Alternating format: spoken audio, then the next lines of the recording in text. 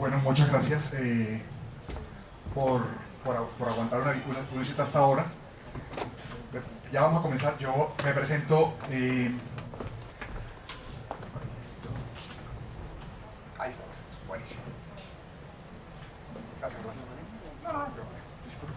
Además, ya conozco los computadores de ellos. Muy bien. Entonces, este soy yo. Soy médico, entonces tengo que aclarar eso. Soy máster en psicología cultural, soy psicoterapeuta en terapia cognitiva. ¿Y eres miembro correspondiente del colegio? Ahí está.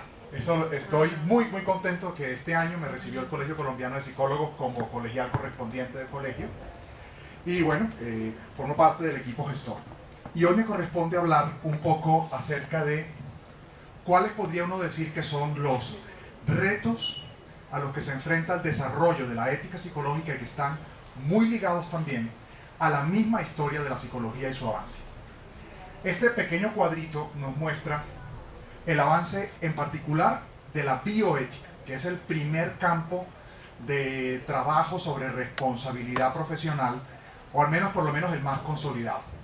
Sin embargo, tengan en cuenta que el primer digamos, documento, aunque no es un documento porque es una piedra, el Código de Hammurabi, contenía una serie de sanciones acerca del ejercicio profesional. Es decir, el objetivo era buscar por un método, digamos, bastante de garrote, que los profesionales respondieran a las relaciones asimétricas que establecen con aquellas personas que acuden a ellos. El Código de Hammurabi, la estela de Hammurabi, contiene información sobre médicos, que eran los que estaban presentes. Los médicos en ese momento, como en otros momentos de la historia, hemos estado muy involucrados con la salud mental, que ha cambiado el modo de entenderla a lo largo de todo este tiempo, y que de eso hablaré un poco después, porque también es muy significativo para la psicología y para la ética. Pero también estaban los arquitectos, lo que podríamos equiparar a arquitectos, etc.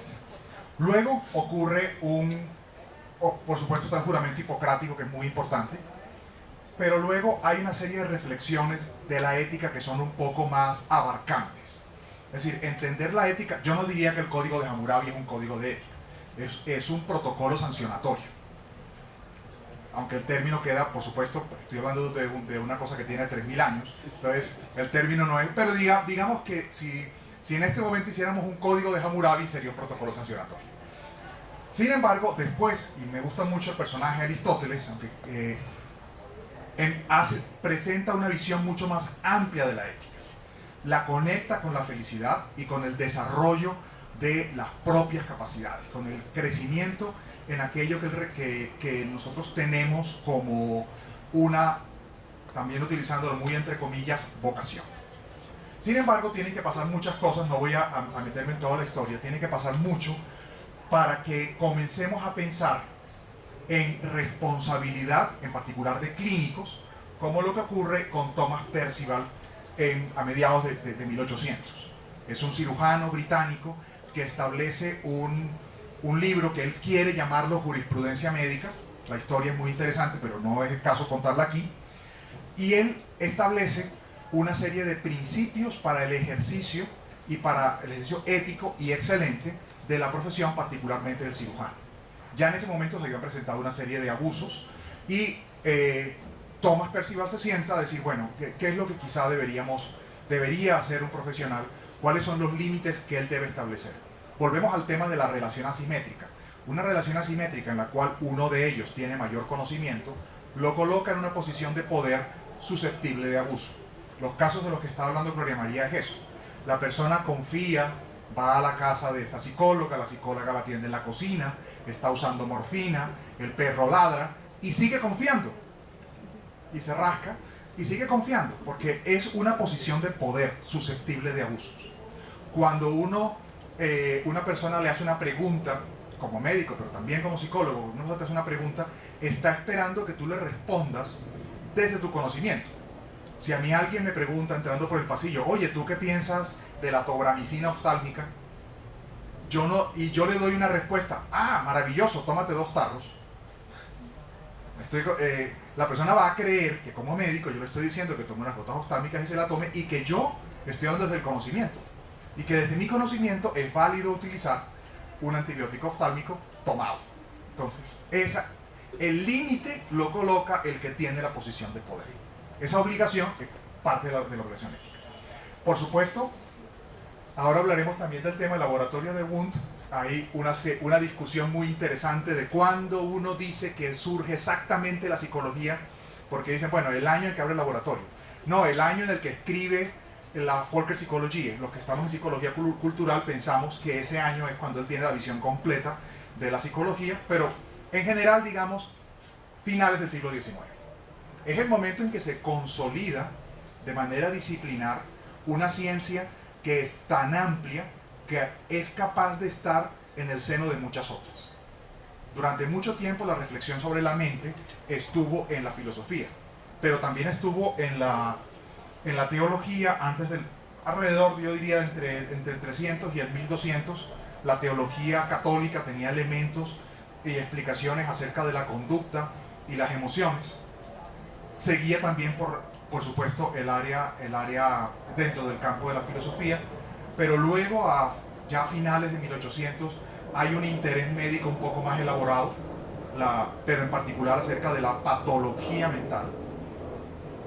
Y sin embargo, tenemos que esperar más o menos, yo colocaría el inicio de la psicología como reflexión de la mente, la conducta y las emociones alrededor del siglo IV a.C. Entonces uno diría que hay que esperar la módica de, por lo menos, diría, siendo conservadores, 23 siglos para la consolidación de una disciplina en la que todo el mundo ha dicho esto es importante y nos han sentado.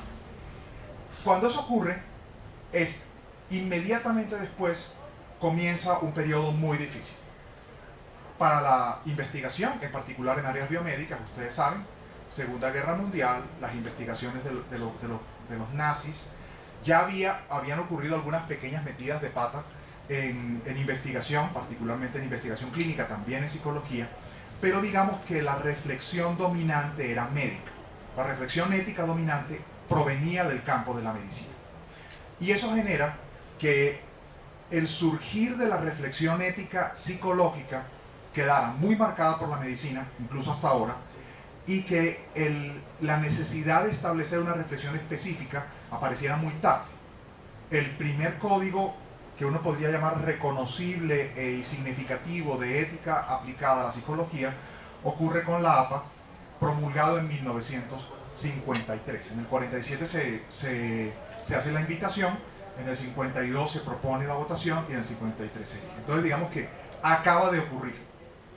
Y una cosa que acaba de ocurrir, que es muy importante, es que en el 2008 la Asociación Mundial de Psicología propone su declaración de principios. Sin embargo, como lo que queremos sobre todo remarcar aquí es el tema de los retos, yo diría que uno de los retos importantes, y es que bueno que lo diga un médico, porque los médicos tenemos un tema de autoestima que hay que manejar con cuidado, es que la contaminación de la ética médica en psicología atenta contra rasgos definitorios de la psicología. Para eso voy a hacer esta pequeña como campito de por qué el modo de entender la psicología desde la medicina es peligroso para la psicología. Primer campo, el fundamento disciplinar en medicina es profundamente homogéneo. Es decir, nosotros partimos de fundamentos de constitución biológica y de reconocimiento biológico del cuerpo y sus funciones. En cambio, la psicología, si tiene una característica notable, es una inmensa diversidad que le da una particular riqueza en cuanto a los orígenes teóricos e incluso disciplinares. Si quiero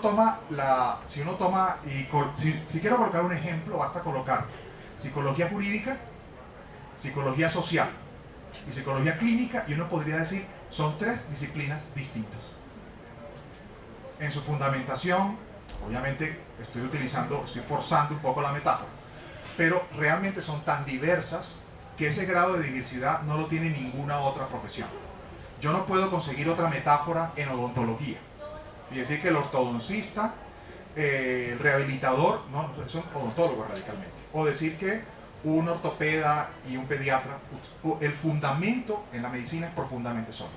Entonces, cuando yo tomo elementos de la ética aplicada en medicina y le aplico en la psicología, lo primero que avasallo es la diversidad de la psicología. Uno de ellos, lo veremos ahora, uno de los retos es el tema de los registros psicológicos.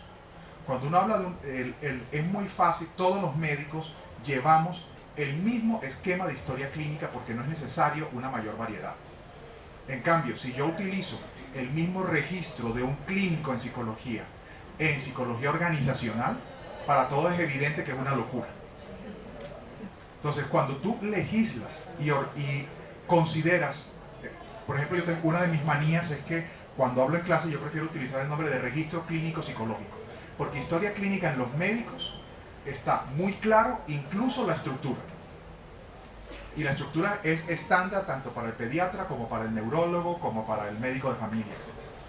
Otro tema es que el cuerpo teórico en psicología es bastante, notablemente diverso, y no solamente por la variedad de campos, incluso dentro de un mismo campo, las fuentes disciplinares pueden ser notablemente diversas y marcan diferencias a veces irreconciliables. Yo no puedo poner a hablar a dos autores sino con muchas notas a pie de página en psicología.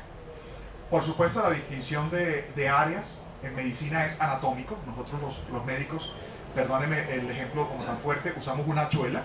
Entonces yo cojo para ti, oftalmólogo, te doy los ojos, a ti otorrino te doy oídos, nariz y garganta, a ti neumólogo los pulmones. Nuestra distinción es anatómica. Y es una distinción que no tiene demasiadas críticas para que funcione distinto. La distinción en la psicología es muy profunda porque incluye el modo de ejercicio, incluye la fundamentación, incluye la perspectiva, incluye los métodos. Incluso un psicólogo clínico que siempre ha hecho clínica y pasa a organizaciones, tiene que aprender, tiene que volver a estudiar un área importante. No es un paso tan natural. En cambio, yo puedo ser médico general y acabar como cirujano plástico o como neonatólogo. Son 4 añitos, el fundamento me sirve todo. Ok. La teorización, voy a saltarme algunas cosas. La teorización en medicina está muy orientada a la clínica. La teorización en psicología es absolutamente disímil, incluso desde sus inicios disciplinares. Si uno toma la psicología de los pueblos de Wundt, es muy parecida a un texto de antropología.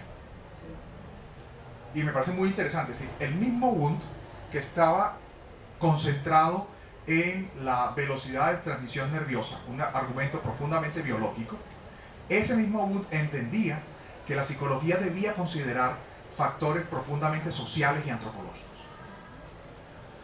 En los paradigmas, el paradigma social en medicina es un paradigma bastante limitado. Eso, por supuesto, algunos médicos me pueden pelear, pero en general nuestro paradigma en medicina es salud-enfermedad. Y las consideraciones sociales son, dependiendo del área, son casi siempre una nota a pie de página. No varía mucho en una indagación acerca de una neumonía las condiciones sociales del muchacho. En psicología, los elementos sociales son absolutamente fundamentales. Incluso en neuropsicología, que uno la podría colocar en un área del espectro. Por supuesto, la acción en medicina es eminentemente clínica. También hay elementos de prevención, de investigación, pero la clínica es muy marcadamente médica. Y la acción en psicología es, por supuesto, muy diversa. Y la investigación en medicina está notablemente orientada también a la aplicación clínica.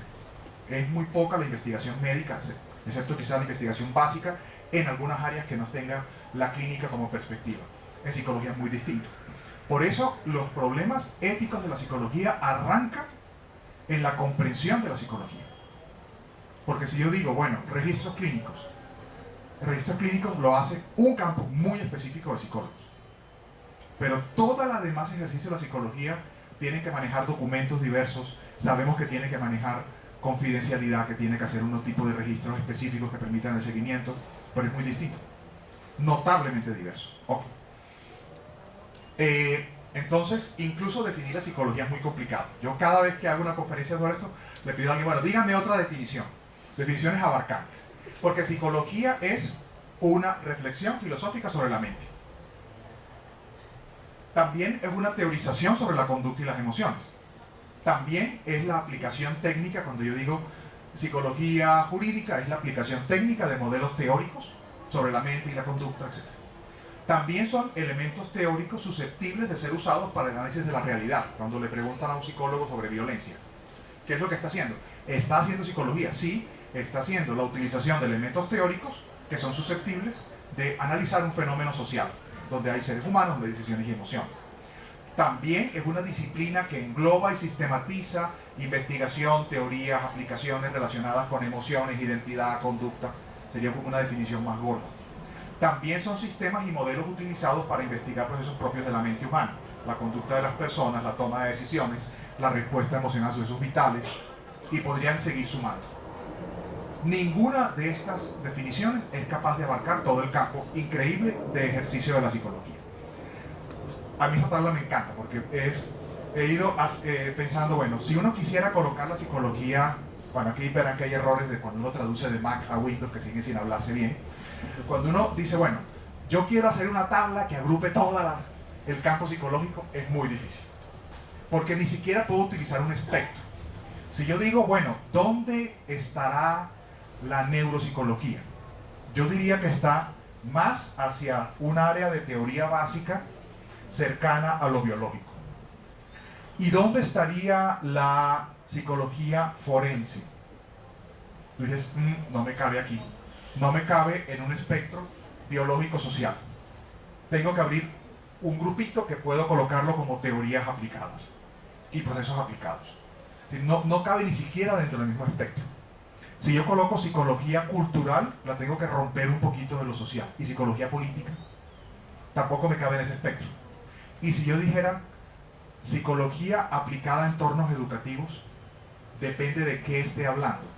Porque psicología aplicada a entornos educativos incluye psicología del desarrollo, incluye psicología social, incluye elementos formativos de la conducta, incluye procesos educativos. Entonces nos damos cuenta que eso es un término paraguas que está en diferentes lugares. Obviamente también la psicología tiene psicoterapias. Es decir, no toda psicología tiene un modelo de atención psicoterapéutica, ni toda clínica incluye una psicoterapia. También allí podríamos distribuirlo entre, por ejemplo, si yo quiero colocar psicología positiva, no me cabe dentro del espectro teórico a modélico y tendría que colocarlo dentro de una categoría que yo llamaría experienciales. Y estoy hablando de psicología positiva seria, no estoy hablando, por supuesto, de la lectura de la carta y del péndulo, no, eso lo sacamos de allá. Pero también es psicología las acciones orientadas a contextos. También es psicología cuando un psicólogo desarrolla una actividad formativa para fomentar el diálogo profesional en un equipo de una organización. Eso no es clínico, no es psicoterapéutico y no forma parte de una psicología aplicada necesariamente, sino más bien de una acción orientada a un contexto que está limitado y no tiene un seguimiento clínico. Lo tendría que colocar en otro lado. Entonces, el primer reto, por supuesto, es, bueno, me voy a tratar algunas cosas, que cuando yo me pienso cómo establezco un código que sea válido y una fundamentación que sea válida para todos, tiene que ser profundamente respetuosa de la naturaleza notablemente diversa de la psicología. Aquí tengo un ejemplo. Si yo dijera, bueno, ¿cómo se maneja la autonomía en esta pléyade de intervenciones que son psicológicas, que son profundamente fundadas en evidencia, pero que son también notablemente diversas? Yo diría, es muy diferente cómo se expresa el consentimiento en psicología jurídica, a psicología educativa, al trabajo con menores, al psicólogo clínico, al psicólogo del consumidor que hace una identificación de las preferencias por un producto. Todos tienen que respetar la autonomía, todos tienen que hacer algún tipo de documento que expresa un proceso de consentimiento, y ese modo de respetar es muy diverso en la inmensa mayoría de los casos al consentimiento informado médico. Entonces el modelo médico es particularmente peligroso porque nos llevaría a hacer invasiones clínicas dentro de otras áreas psicológicas. Otro tema que me dice, bueno, muy bien, producción de información. Todos los psicólogos producen información.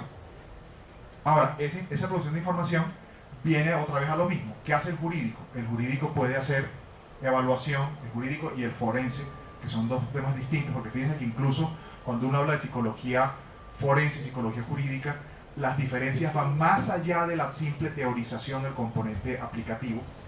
Uno diría, hay campos de trabajo que incluyen evaluación, peritazgo, entrevista, En educativa depende del modelo, notablemente depende del modelo. En el caso de las intervenciones clínicas hay una inmensa dependencia del modelo. La configuración de un caso depende muchísimo de los campos. Y si uno piensa, por ejemplo, en psicoanálisis formal no se llevan registros. Obviamente ha tenido que ocurrir una serie de modificaciones. El primer lugar en que se modifica es en Estados Unidos y por un motivo absolutamente pragmático. Si no hay registros, no hay curación y no hay plata.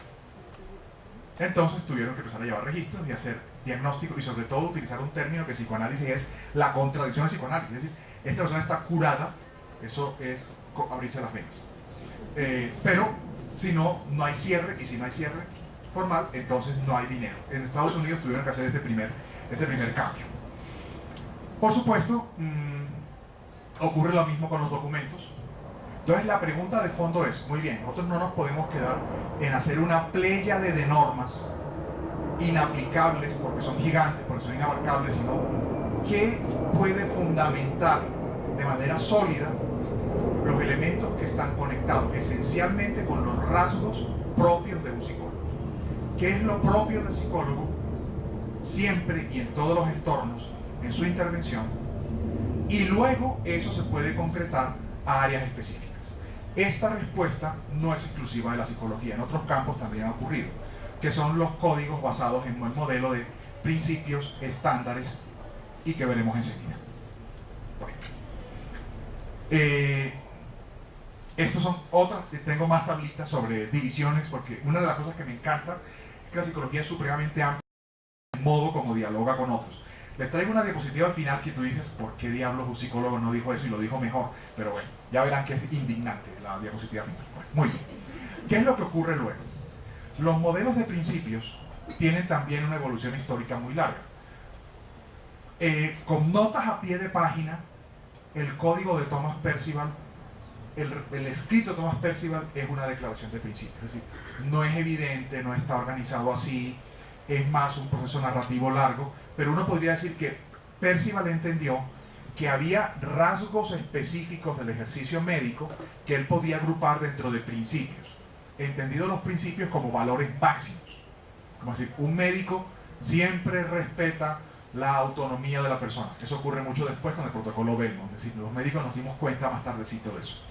Pero sí, por ejemplo, la obligación de procurar que cualquier intervención esté orientada al bienestar de la persona. Eso lo entendió muy claramente Percival desde el inicio. Sin embargo, estamos hablando del área de la medicina. Posteriormente, la Asociación Médica Americana produce en Filadelfia en 1847 su primer código, que ya está orientado de manera más organizada. Recuerden que estamos hablando 50, 60 años antes de la aparición de la psicología como disciplina. En ese momento había un engendro horrible que se llamaba la psicología médica, donde se cometieron muchísimos errores. Hay un caso bastante famoso que ustedes acordarán, que es la frenología, que fue el producto final, y que uno diría que es bastante criticable. Sí. Entonces, por supuesto, luego aparece el primer código escrito del principialista, es en 1957, el principio de ética médica de la AMA también. Hay un primer documento de reflexión teórica fuerte en 1971, cuando Russell Porter escribe Bioética, el puente hacia el futuro. Por supuesto, el código de Buchanan-Childress, que es muy importante como referencia en 79, y por su importancia histórica, aunque no es un código principialista, sino una declaración en 10 puntos, un decálogo, el código de Nuremberg. La APA, que es el siguiente digamos, representante de reconocimiento internacional alrededor de los años 50, pero una tarea muy significativa, que es la Declaración Universal de Principios Éticos para Psicólogos del 2008.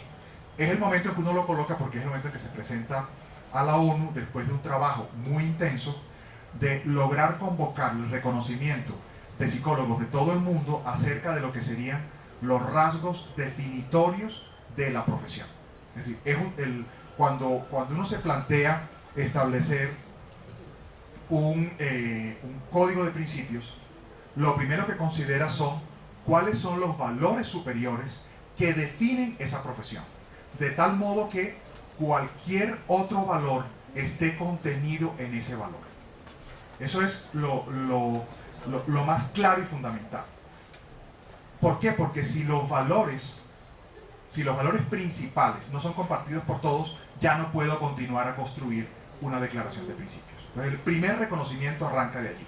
Entonces, por eso, el principal reto de la psicología es tener muy claro cuáles son los rasgos esenciales que definen a cualquier psicólogo en campos tan diversos como el psicólogo que es gerente administrativo de gestión humana en una planta, y sean también definitorios para el psicólogo que trabaja con comunidades indígenas acerca de la pintura corporal.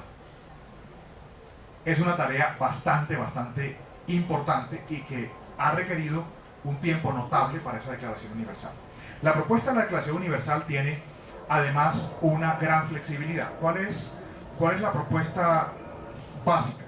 Tener, que ya lo tenemos, la Declaración de Principios, como valores fundantes superiores, una serie de valores dependientes de esos valores que explicitan un poco más los rasgos definitorios, pero luego corresponde a cada colegio nacional establecerlo, y también a cada comunidad psicológica, establecer estándares conectados con estos valores y principios, que es el modo como se expresan en la práctica profesional esos valores superiores que identifican la práctica de un psicólogo. Esta es una tarea, por supuesto, monumental, pero muy importante también en países que son sobrenormativos como Colombia. Por supuesto, la ley 1090, la ley vigente, es muy importante, pero la ley 1090 no es la única norma que regula el ejercicio de la psicología en Colombia. Tengan en cuenta que sobre reserva de información en Colombia hay, hasta la última vez que revisé, 79 normas distintas aplicables. Eso hace supremamente complejo a la hora de elegir cuáles son los elementos de decisión acerca del manejo de información. Y si no hay una voz disciplinar, si no hay una voz que dice la psicología reconoce esto, puede ser muy difícil para la persona que está allí, pero también para el legislador, no invadir con sus ideas elementos esenciales de la práctica psicológica. Imagínense que, por ejemplo, en la historia clínica electrónica, y la historia clínica electrónica tiene todos los problemas que está construida en la mayor parte de los lugares desde el modelo médico. Es decir, tiene la misma estructura de una intervención médica. Los médicos aprendemos desde el primer semestre que uno hace primero motivo de consulta, anamnesis, impresión diagnóstica, pide unos paraclínicos, luego de los paraclínicos hace una intervención y seguimiento, y posteriormente decide cuándo la persona termina. Si yo tengo ese modelo y digo, este modelo lo puedo aplicar a la psicología, es profundamente insuficiente. Ahora, ¿quién tiene que decir esto? Esto lo tiene que decir los colegios profesionales, los profesionales que dicen, esto está muy lindo, pero esto no responde a la psicología. O imagínense que por algún motivo salga una norma que diga que todo psicólogo, por su conexión con el campo de la salud, debe hacer tal cosa. Eso es un desconocimiento esencial de la psicología. Y ha ocurrido, que es considerar que la psicología es solo la psicología clínica. Eso es profundamente limitado. Entonces, eso, estar unidos a la comunidad psicológica mundial, que esto requiere un trabajo espectacular del Colegio de Psicólogos, esto requiere muchísimo trabajo porque también hay que conciliar, por supuesto, los códigos nacionales, y esto puede que requiera 10 años, pero eso le da muchísima más fortaleza y también da una guía mucho más segura a los psicólogos que se encuentran en campo, y por supuesto a respetar la estructura propia de la psicología. Un modelo principialista basado en esto incluye más apartes, es que no es tampoco una imposición de la comunidad mundial. La comunidad mundial lo que hizo fue conciliar con todos y decir, esto es lo característico del ejercicio y de la naturaleza de un psicólogo. Y eso lo colocó tomando una serie de valores y dándose cuenta que de los 30 valores que tiene allí, hay unos valores que pueden asumir los otros, es decir, bueno, podemos tener un modelo de 4 a 6 principios y unos valores dependientes. Pero luego corresponde establecer los estándares, y luego, por supuesto, vienen otros elementos mucho más aplicados, mucho más pragmáticos, mucho más variables, que serían las constituciones, legislaciones, regulaciones. Pero también, a partir de este modelo, tener un modelo muy sólido permite una educación que sea sólida, En este momento, por supuesto, hago también la publicidad. Este libro es absolutamente práctico y además está basado en el trabajo bestial del colegio. Bestial me refiero excesivo y grande, no bestial de otro sentido, del colegio, de recopilar toda la información. Pero si el colegio se pusiese a hacer, por ejemplo, una recopilación sobre todas las normas que entran en contacto con eso psicológico, sería una locura, serían varios volúmenes. Arranquen porque el volumen de manejo de información tiene 78 leyes, o 79, no me acuerdo ahora, pero sube de 70. Arrancaría solamente en manejo de información. En Colombia, la última vez que revisé las clasificaciones diversas de información, hay 24 clasificaciones legales distintas. Entonces, cuando yo digo esta información es privada, ¿eso a qué se refiere?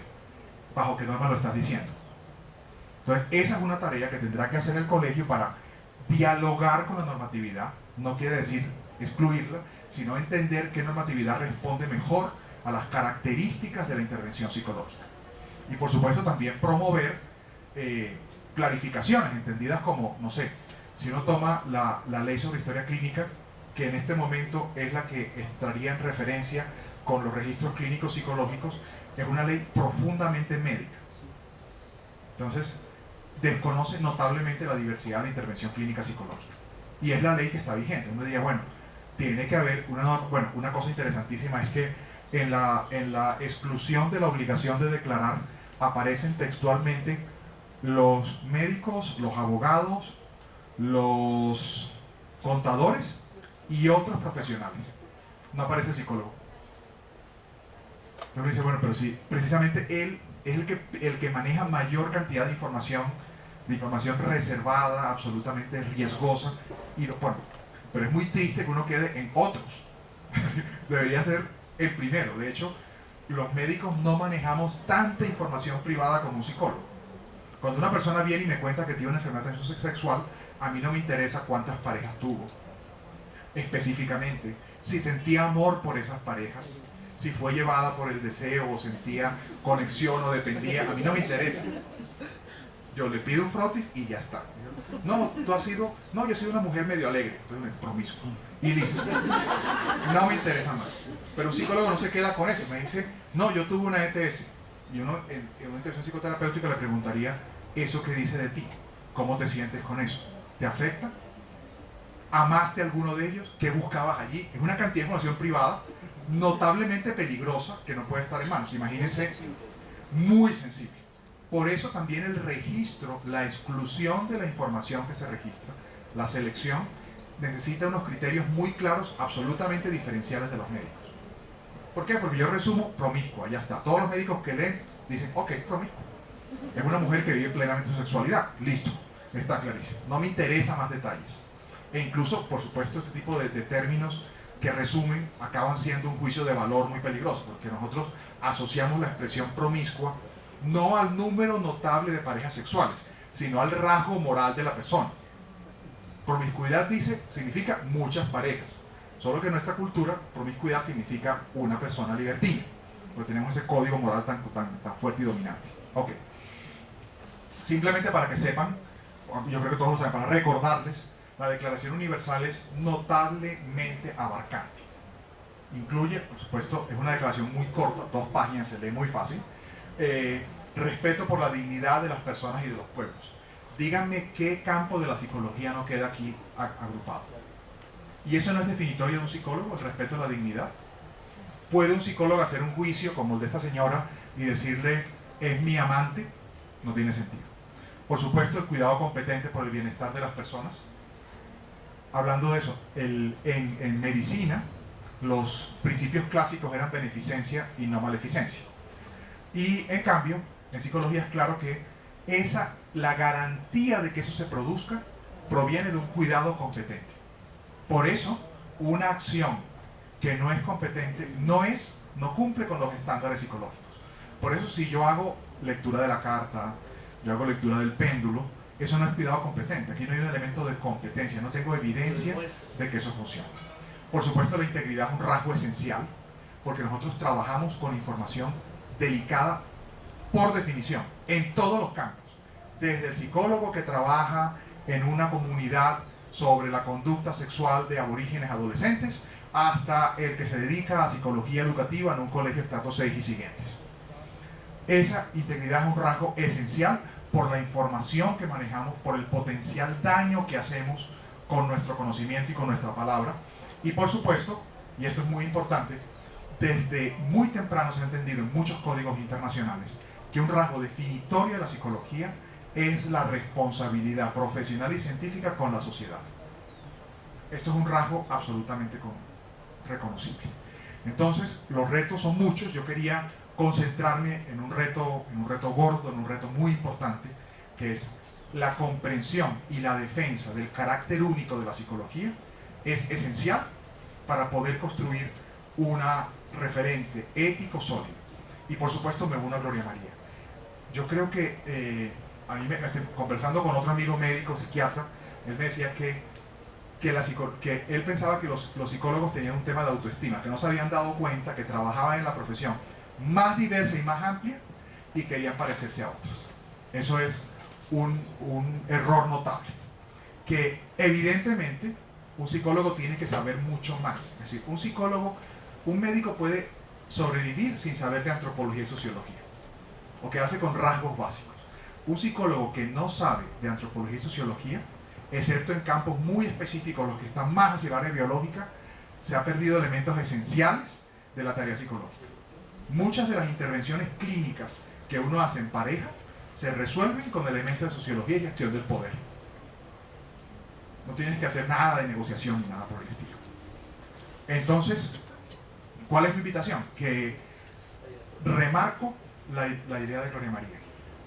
La primera obligación ética es la competencia. El primero que atenta contra la ética en la psicología es aquel que no sabe lo que la psicología es y no conoce su ciencia. Y fíjense que la gente tiene razón.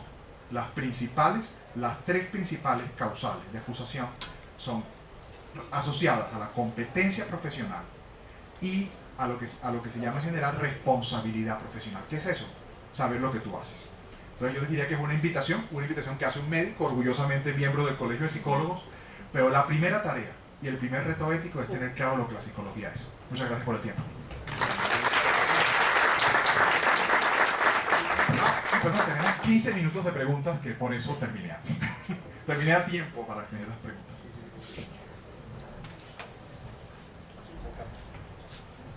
Preguntas también son válidos, los comentarios, acotaciones. Sí.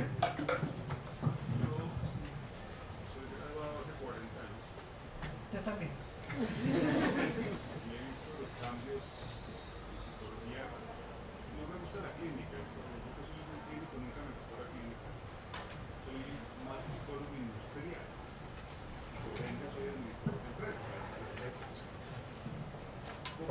Por eso eres discípulo más de Mayo que de los contemporáneos. Ni siquiera.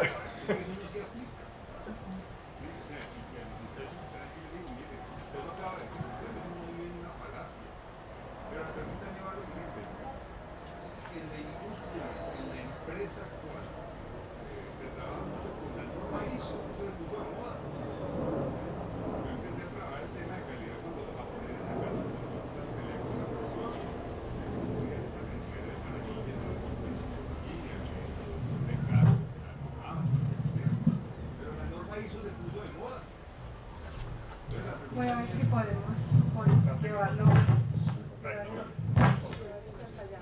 Sí.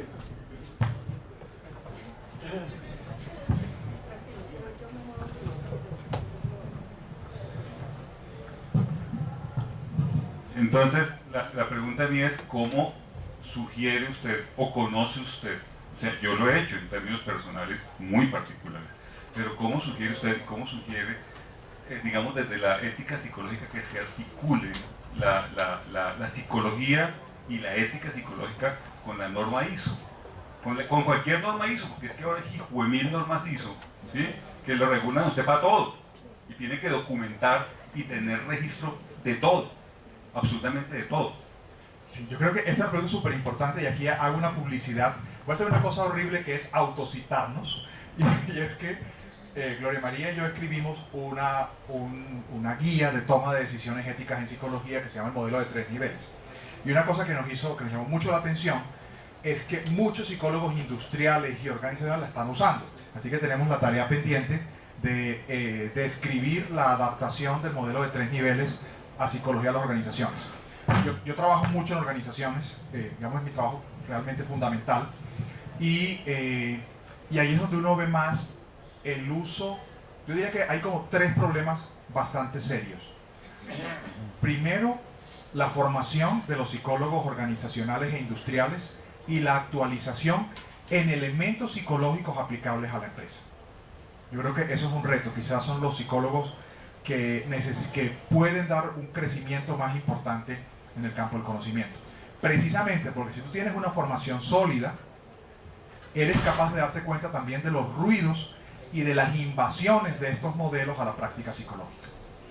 Las normas ISO están regulando áreas, en algunos casos, bastante criticables de intervención, que yo llamaría intervención, lo que pasa es que el término suena a brujería parapsicológica, pero parapsicológica en el sentido de paramilitar, no en el sentido de brujería, que hay regulación sobre acciones de la conducta en organizaciones que se producen desde las normas ISO y no desde conocimiento psicológico.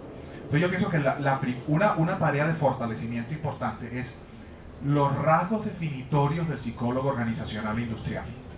Como comenzó, a mí me gusta mucho Mayo, yo a Mayo lo leí hace mucho tiempo, me parecía muy interesante, porque de hecho es uno de los papás de la teorización y es el primero, y él además provenía del campo no directamente psicológico y cuando entró desde el campo clínico. Entonces, pienso que allí reforzaría la idea. Hay que hacer un trabajo más intenso desde la psicología para que la psicología comience a hablar más en las organizaciones. Porque en este momento, la mayor parte de los que hablan sobre gestión de personas, sobre liderazgo, sobre gestión de emociones, son personas que tienen una formación psicológica escasa o prácticamente nula. ¿Sí? Es un espacio que no se trata de discutir por qué están ellos allí. Mi pregunta es, ¿por qué no están los psicólogos allí? ¿Sí? ¿Dónde están los psicólogos hablando de liderazgo y gestión? ¿Dónde están los psicólogos hablando de gestión de personas y consecuencias emocionales? ¿Dónde están los psicólogos hablando de procesos de coaching psicológico con fundamentación sólida psicológica y no basada en una intervención bastante light y además bastante mejor pagada que la psicológica? Yo diría que ahí la invitación es a escribir y a pasar todo eso, que además tiene una notable historia en el pensamiento psicológico. Quiero complementar esa respuesta con lo siguiente. Cuando estamos hablando de registros de normas ISO, estamos hablando en gran parte de registros de información, ¿sí? El Colegio Colombiano de Psicólogos el año 2016 hizo una investigación de la cual yo fui coautora, que ya está publicada en el portal de Colsit, en la sección de reflexiones de la parte de tribunales, que los invito a que lo lean, ¿sí? Esa investigación. Se llama Registro, Manejo y Custodia de la Información en todos los campos de la psicología.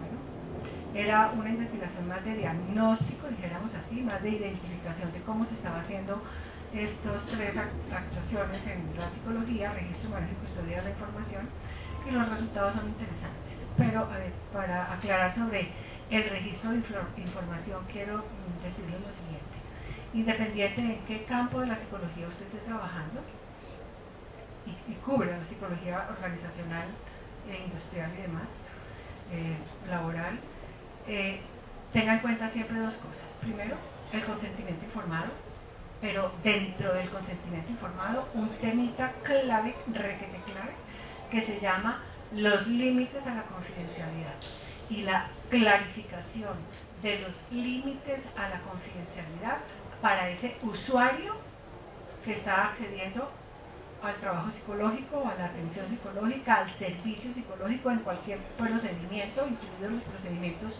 laborales, de selección, de capacitación, de lo que usted quiera, ¿sí? Entonces, ojo con el tema de los límites a la confidencialidad en el consentimiento informado. Seguramente esta tarde vamos a explayarnos mucho más al respecto. Y segundo, tenga mucho cuidado con la cantidad y calidad de la información que registra, porque un registro psicológico no es plasmar, entre comillas, prácticamente, lo que el otro dijo. O sea, no es plasmar la anécdota, no es plasmar el relato idéntico de lo que la persona contó. Entonces, ahí nosotros tenemos la responsabilidad, y metido dentro de la responsabilidad, la prudencia, el cuidado de saber qué es lo que vamos a escribir. Bueno, y seguramente vamos a omitir el 99.9% de lo que la persona dijo. Y lo que vamos a escribir es solamente la conclusión o la impresión o la hipótesis psicológica que nosotros podríamos tener frente a tal situación, o tal proceso, tal persona, tal asunto. Bueno, dejando de lado todo aquello que obviamente pueda lesionar el buen nombre y la dignidad de la persona de la persona que está con nosotros en cualquier campo pues, de la psicología. Entonces, yo no le podría dar un ejemplo desde la psicología organizacional porque no ha sido mi campo de trabajo, pero por ejemplo en psicología clínica, que sí ha sido mi campo de trabajo, uno en una historia clínica fácilmente institucional, con mayor razón, escribe algo así como: se atendió a la señora Pepita Pérez, se le expresa que ha tenido mejores manejo de su situación emocional, se trabaja con ella reestructuración cognitiva frente a lo que sea, a su situación familiar, se deja registro y nueva cita. Ya, punto. ¿Qué dijo? No dijo nada. O sea, dijo que la atendió, dijo que se está haciendo un trabajo. El próximo profesional lector de esa historia clínica sabe que uno atendió a esa persona, que esa persona tiene un cuadro de ansiedad, que esa persona tiene una situación familiar que es la esencial, dijéramos, sobre la cual se está trabajando y que se está atendiendo, pero no dejamos registrado nada que tuviera que ver con la intimidad de la persona, ¿sí? Nada que tuviera que ver con la confidencialidad de la persona. Entonces, esto es un ejemplo que es hasta donde puedo llegar yo para darlo en cómo hacer un registro, cómo hacerse. Sí, se acabó. Se acabó la batería. Vale, yo no sé qué esto. No, hasta ahí era mi respuesta. Okay. ¿Tiene alguna otra pregunta antes del intermedio?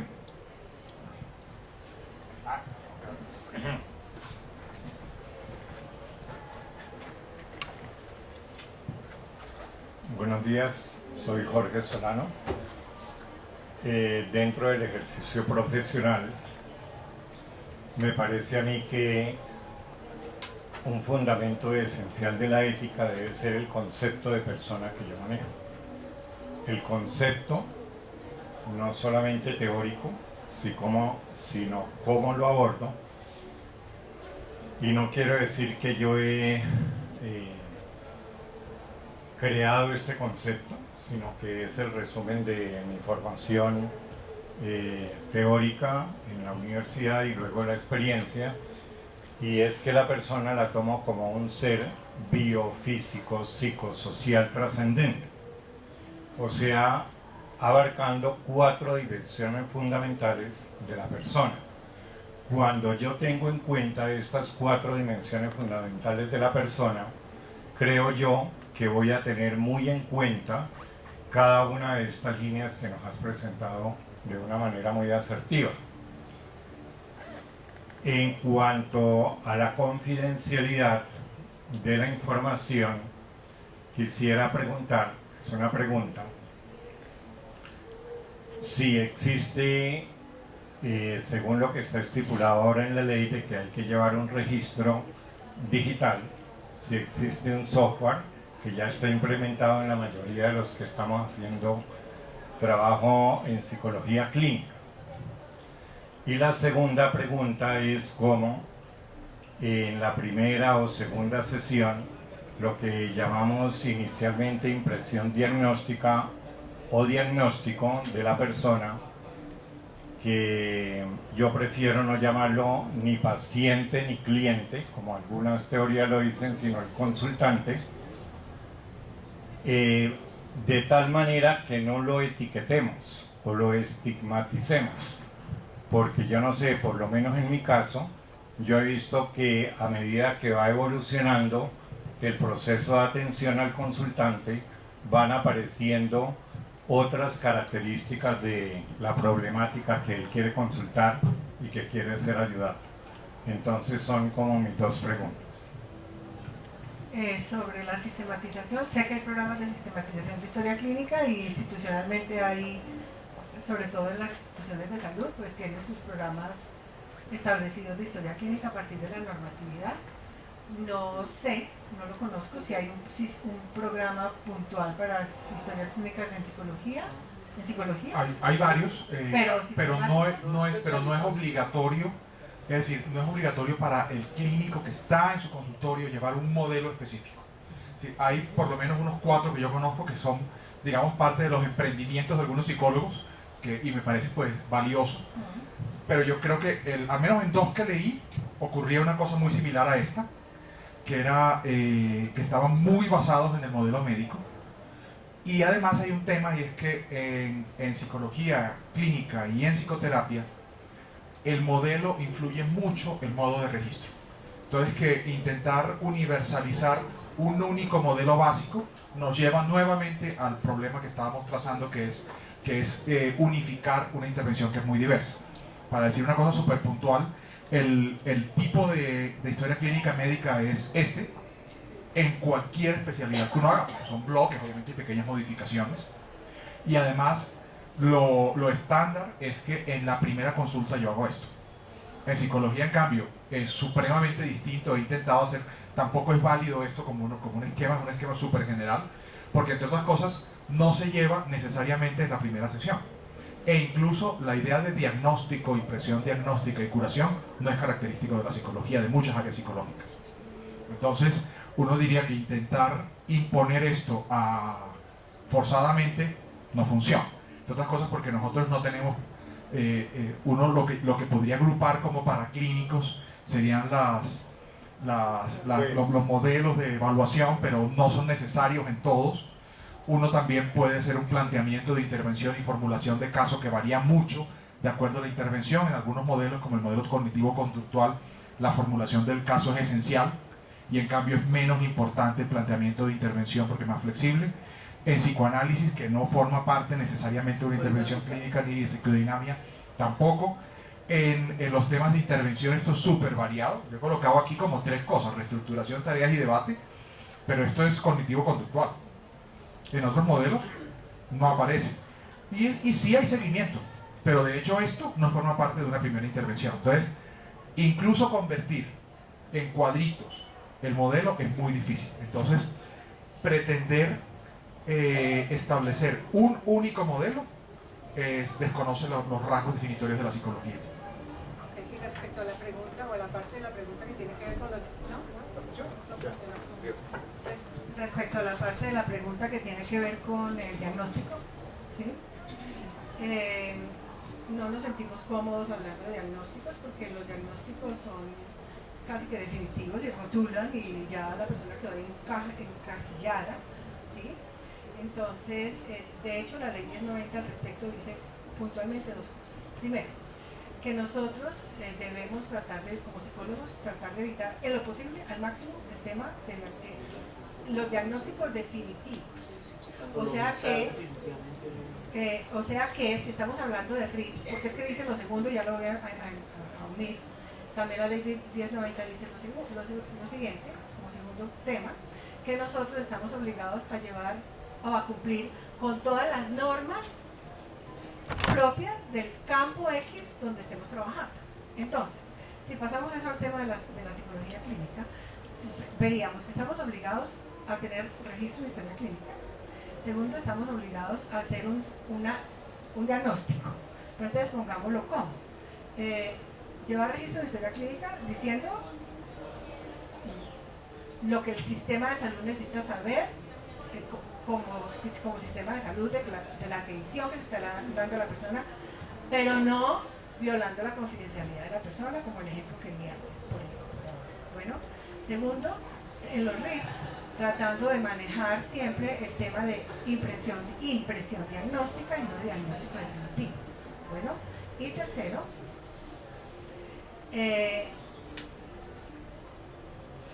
El CIE 10, que es la norma que debemos utilizar para diagnósticos, tiene una ventaja, un punto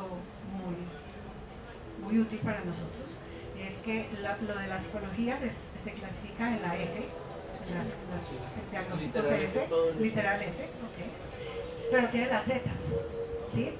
Y las Zetas son un excelente recurso para uno trabajar, porque muchas veces uno no quiere o no puede, entonces uno se va por las Zetas, y las Zetas son de otros motivos de atención en la salud, ¿ya? Entonces hay atenciones psicosociales, por, bueno, no sé, unas categorías más amplias que no encasillan a la persona como tal. Entonces, yo amo las Zetas, por ejemplo, sí, me encanta, porque le permiten a uno meterse en cumplir la norma que está mandado, pero sin tener que hacer un diagnóstico que ponga rótulo y que también está mandado por la ley no hacer. Entonces, mejor dicho, toca cumplir la norma, pero buscar estrategias para estar ahí como en la mitad del camino del todo.